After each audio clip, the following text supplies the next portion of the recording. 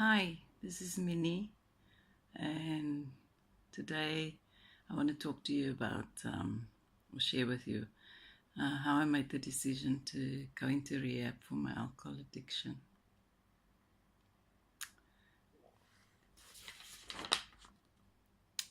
Life is full of endless possibilities, and that's what I'm seeking out while I'm doing this on this journey. Well, it's a never ending journey.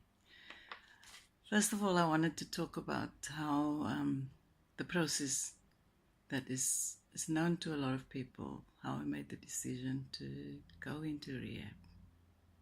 So there's four, like maybe 1, 2, 3, 4, 5, 6 stages normally in a rehab process that most people follow. In my case, it's called the pre-contemplation stage.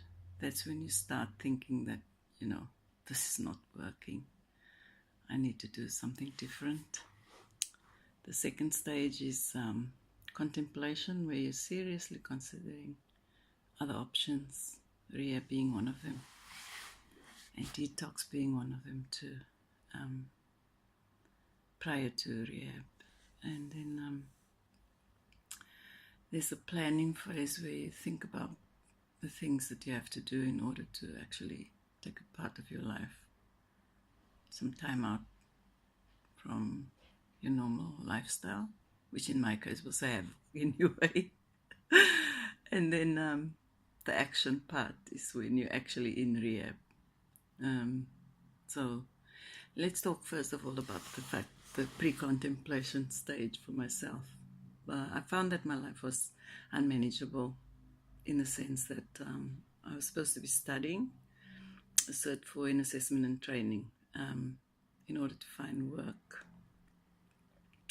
And that wasn't working for me because although I used to enjoy studying, I just really couldn't complete any of the assessments. I kept thinking about it, working on it. It was going nowhere. Eventually I decided this is a waste of time. I'd work all day, study all day. I wake up normally every day at 4 o'clock, which to other people sounds crazy, but to me I'm wide awake at 4 o'clock. And so I'd start thinking, after smoking and stuff like that, I'd start thinking about, what I'm going to do today, what I'm going to complete. Well, and if you're an addict, your mind is such a mess that one of the things in my case is that I'd plan the day and I wouldn't follow through. I'd think about it a lot though, keep my mind busy. Distract myself several times by maybe watching video clips, stuff like that, whatever. And then every time I'd get the thought that what time am I going to have my first drink? In order to have a drink, I have to drive, right? So I'd plan what time I'd go for the drive, and then that would distract me from the rest of the day. So say 2 o'clock, 4 o'clock in the afternoon, I'd be heading out to get what I needed to keep going. And from then onwards, well, I'm not doing anything. So you can see it was really not a functional way to live at all. And this is day by day practice. In between I might call family, talk to my family in South Africa, stuff like that. So in the pre-contemplative stage, I wasn't coping at all. It wasn't working for me. Any strategy I tried. And during that stage also, it struck me that I need to seek help. Now, I'm not like most people. I approached the doctor and I said to him, I think I might need to have a mental health plan done. That's what they do here in Australia. And so I asked for a mental health plan and I asked to be referred to a psychologist. And I met a wonderful psychologist. Mark Newton is his name. And I hope he doesn't care about me using his name in vain. Because what happened when I started seeing Mark is that he challenged me about, the fact that I keep talking about healing my inner child, some of the trauma from my childhood, But he kept saying, so what are you going to do about the alcohol, you know? And I'd say, well, I'm working on it. And he'd say, what's stopping you from stopping? And I just couldn't work out what was stopping me.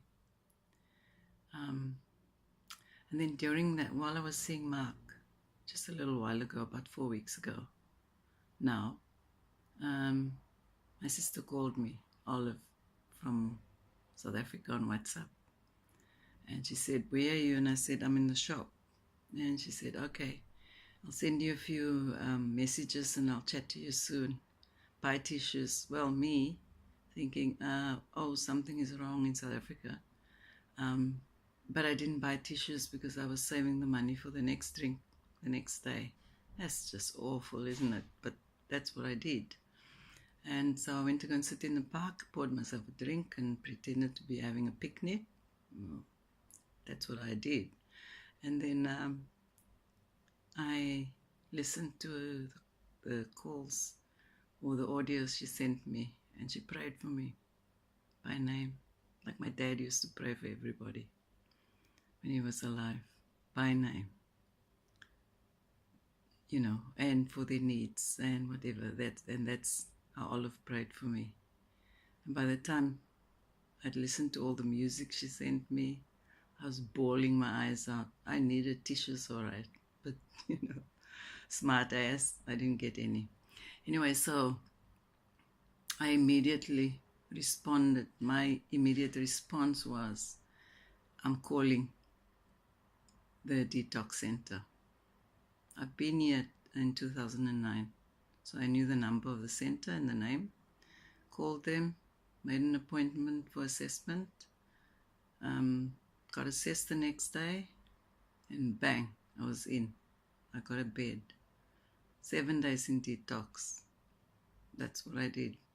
However, the problem is, after the contemplation stage, I planned to come into detox, and then I never planned to go into rehab at all because, you know, smart ass, I can sort this out, forgetting that it didn't work before. So I, for the first time, drew up a relapse plan with a social work student that was here. And once I set the plan up, I included, for some reason, I included going to rehab also as a plan. Well, she seemed to like that plan. All I could think is, oh my God, 10 months, can I actually do it? Well, going home, on my way home after the detox discharge,